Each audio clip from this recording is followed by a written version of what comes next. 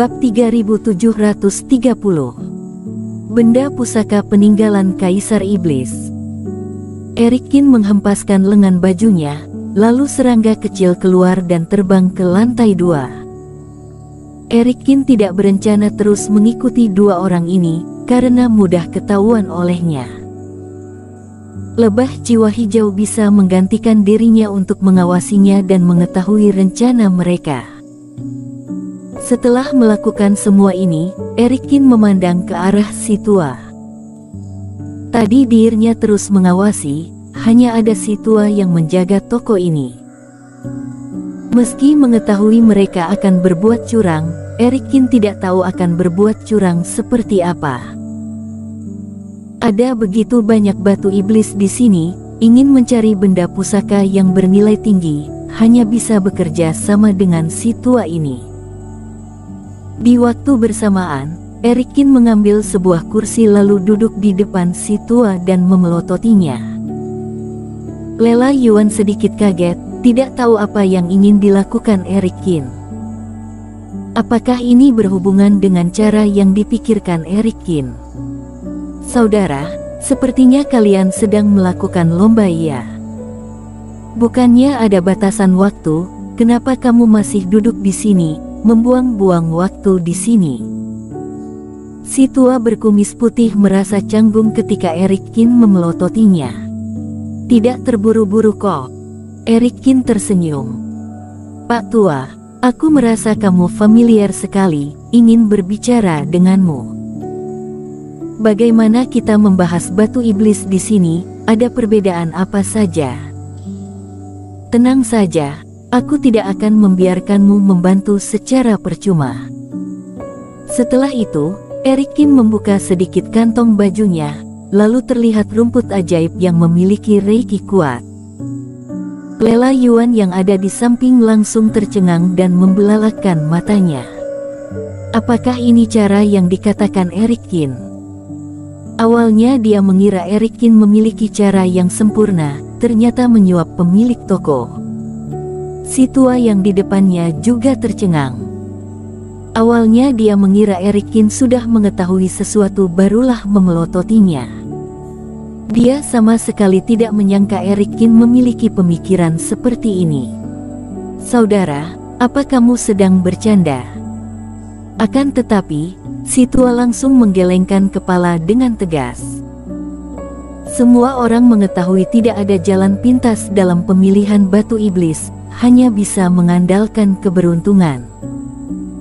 Aku yang sudah menjual batu iblis seumur hidup juga tidak bisa membedakan mana baik atau jelek. Maaf, aku tidak bisa membantumu. Dirinya melakukan hal seperti ini tentu saja menerima imbalan yang besar dari Christian Lu. Bahkan, si tua merasa familiar dengan identitas Mulyani Hu. Jadi, dia tidak mungkin melakukan hal seperti ini. Sayang sekali.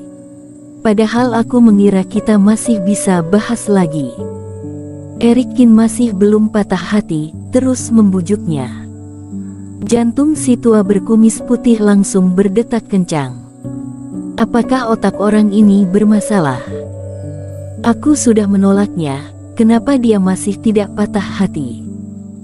Akan tetapi, menghabis-habiskan waktu di sini juga tidak ada masalah denganku. Sampai di lantai 2, Christian Lu berjalan sebentar lalu mengambil sebuah batu dan dibungkusi dengan reiki. Christian Lu, menurutmu apakah kita bisa mempercayai kemampuan si tua ini dalam melihat batu iblis? Mulyani Hu melihat batu iblis yang terlihat biasa saja lalu transmisi suara kepada Christian Lu. Mulyani, batu iblis adalah ciptaan alam. Selain ukuran besar kecil, dari luar semuanya kelihatan sama. Dia tentu saja tidak bisa melihat isi di dalamnya, ujar Christian Lu. Kamu masih begitu percaya diri. Bagaimana kalau kita ditipu olehnya? Mustahil. Temanku sudah menyediakan batu iblis yang paling bagus, lalu batu iblis ini ditemukan di tempat istimewa, sampai sekarang masih belum muncul kondisi yang di luar dugaan, ujar Christian Lu sambil tersenyum. Tempat yang kamu katakan adalah tempat makam Kaisar Iblis zaman kuno. Betul, batu iblis peninggalan Kaisar Iblis. Tak kusangka dia memiliki batu iblis seperti ini. Mulyani Hu langsung terkejut. Pantas saja dia terkejut, pembentukan batu iblis berhubungan dengan Reiki segala arah dan tidak memiliki hubungan yang dalam dengan benda pusaka yang ada di dalamnya. Jadi, tidak ada yang tahu apa isi benda pusaka. Benda pusaka yang ada di dalamnya tidak ada yang tahu rusak atau tidak dan kualitas di dalamnya. Tapi, kalau mengetahui tempat peninggalan master, maka benda pusaka dan batu iblis yang ada di sekitarnya pasti berbeda dengan yang lainnya. Benda milik Kaisar Iblis tentu saja berbeda dengan benda milik pertapa siluman pada umumnya. Siapa Kaisar Iblis itu? Setara dengan Master Daratan Jiushu fase penilaian 3 penurunan, benda pusaka yang dia miliki pasti lebih hebat dari Raja Iblis. Intinya, batu iblis yang ada pasti berbeda dari biasanya. Tetapi, benda-benda ini sama seperti benda pusaka. Kultivator biasa tidak akan menjual batu iblis, melainkan langsung membelahnya, ujar Mulyani.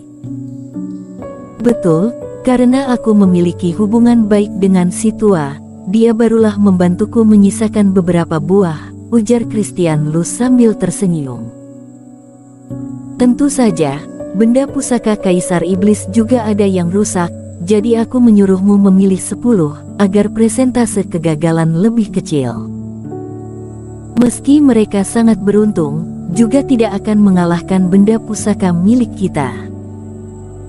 Setelah membuka benda ini, kita setidaknya memiliki 10 benda pusaka kelas atas, ujar Mulyani Hu dengan nada semangat. Tidak, setelah membuka batu iblis ini, kita hanya pinjam saja.